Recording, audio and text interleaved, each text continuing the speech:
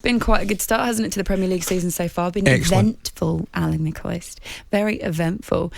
So as we enter the second international break, we're going to do like a little kind of roundup of what we've seen so far. And if you want to get in touch, 81089 at TS Breakfast. You might discuss a few of the things alongside me and Ali McCoist. Might disagree with a few things Ali that says. Highly unlikely. Yeah, of course, because he knows everything and he's right about everything. How does Viv feel about that, by the way? She's accepted it, to be fair to her. And she acknowledges it every day in life. Is it like when you've got that elderly relative in the corner and you just go, yeah, just say yes to everything? Yes. That's right. Okay, Ali, here's the questions that I want to ask to you. Right, fire away. Current top four. Do you think they'll be the current top four by the end of the season? Would you like me to read it out to you? Normally I'm all over it and I'm on top of it. Chelsea, Liverpool, Manchester City, Manchester United. Correct. Do you think it'll be that order? Ooh, Chelsea, Liverpool, Manchester City. I have to be brutally honest. I'm changing on a weekly basis here. I think the winners will come. I've been really impressed with the way Manchester City have played against the other big teams. Still concerned for Manchester City that they don't have an out-and-out number 9 goal scorer. I'm probably seem a little bit more concerned than Manchester City fans seem to be fair to them. They've been brilliant in possession, 2 away trips to Liverpool and indeed Chelsea. And they actually thought they did all right in Paris, to be quite frank with you. So I'm still getting them just slight favourites ahead of Chelsea and Liverpool. All right. Do you think there'll be any gate crashes for a Champions League spot? At this early stage, no. I don't. If you did think there was going to be one, who's the most likely to gate crash the party? What I've seen in this early stage is maybe Everton, So Everton at the moment, same amount of points as Manchester United.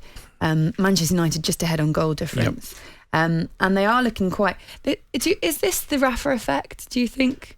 Or why do you think it is they've had a good start to the season? There's certainly an element of that, absolutely. I mean, they've had a brilliant start, no doubt about it. And it was a funny one because he probably had to hit the ground running, Rafa, didn't he, really, with obviously the controversy surrounding the appointment.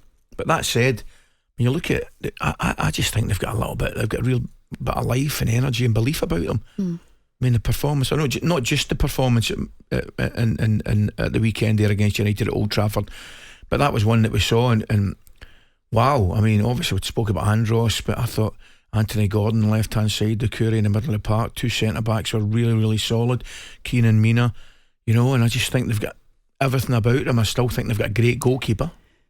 So, do you know what we forgot to ask yesterday to Andros Townsend? Yerry Mina, his celebration for that goal at the weekend that then got disallowed because he was offside as the ball got played into him. He really went for that celebration, didn't he? If you were still playing now, Ali McCoist, how would you handle your celebrations, your goal celebrations? Before we go any further, I'm on the no Gallagher bandwagon. There'd be no knee sliding. Oh, really? None. Why? Because you have respect for the groundsman? Yes. More than anything. I mean, that's people don't realise that is one of the biggest changes in football in the last 20 years. The playing surface. It is. Honestly, would you? You might look at me as though I'm a madman and Neanderthals football, No, I've seen the pitches you played on. No, but seriously, in all seriousness, the pitches are absolutely bowling greens, and it is a massive, massive change. And listen, that's the way it is because it's obviously far more conducive to good football. But no, I just think these celebrations are out. Well, I like cheerers, just the right hand up. I know it's a little bit, gives a bit boring. Gives a little bit more, Alan, but he can't, he was synonymous with that celebration. He's sort of an understated guy as well, isn't he? Yeah. If he went over the top, it wouldn't suit I liked Robbie Keane's, Which one? So, what one did he do? Oh no, you're looking at me as if he did one to get him into trouble. That one where he did the somersault. Oh my God, where am I going with this? Well, if I'm a manager and my players start backflipping and front flipping, yes. I'm saying stop that. Did I say I liked it? Oh man, that's dangerous, Robbie. That's happened as well. I can't remember. Someone as they landed hurt their ankle. It was quite recent. Seriously? Yeah. And they were like, oh God, and they had to go off. I can't remember. It might have been in an international competition. I'll try and remember. 8 to 89 if you can remember at TS Breakfast. breakfast. Okay, key player. More to the point, what would your celebration be? My celebrations. Well, the thing is, with VAR, I wouldn't want to do Yerry Mina. So basically, like running around Old Trafford, doing like a little dance, and then realising that your goal's going to get chalked off. So there you are. So now football celebrations are being affected by VAR. And also, not a good thing. I've seen a lot of knee slides that go wrong. Do you remember Anthony Knockaert when he did? He was knee sliding. I feel like it was it at Brighton? He did a knee slide behind one of his players that had scored the goal, and it didn't quite. He got stuck on the turf and then just face planted, and it was so quick and so funny, and it just became a meme, and it was going around all sorts. And that is the thing I can't handle. So, I mean, I'd like to say I'd be a bit more on the conservative Alan Shearer side, but I'd probably get overexcited and do some sort of a triple backflip. Yeah, I'd like to see that. Imagine. What we'll do is when Jenny comes in to do the news, I'll set up something in the studio. Yeah. Maybe not enough room for the triple, but certainly you can squeeze a double in. I reckon I could do a double for sure. Who's the key player in the title race for you this season? Oh, Salah at this moment in time. Yeah. Wow. You've got some options. Salah, De Bruyne, Foden, Lukaku. Absolutely. Lukaku started the season brilliantly well. Is that? Can you say that brilliantly well? 100%. You can say what you want. But after the start that Salah's had, Foden was tremendous at the weekend. Absolutely tremendous. Yeah. As I say, Lukaku's had a good start. But you'd have to say, on current form, the one correctly that everybody is talking about would be Mo Salah. Yeah.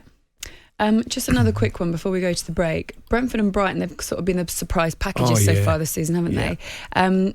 Where do you think they will finish realistically? They will both finish mid-table. You've really stuck your neck out with that one. I'm not messing about here, you know. I am not messing about. Brighton will finish. By the way, that's a brilliant question. Who'll finish higher, Brighton or Brentford? Oh, do you know what? I think at this moment in time, Brighton. Yeah.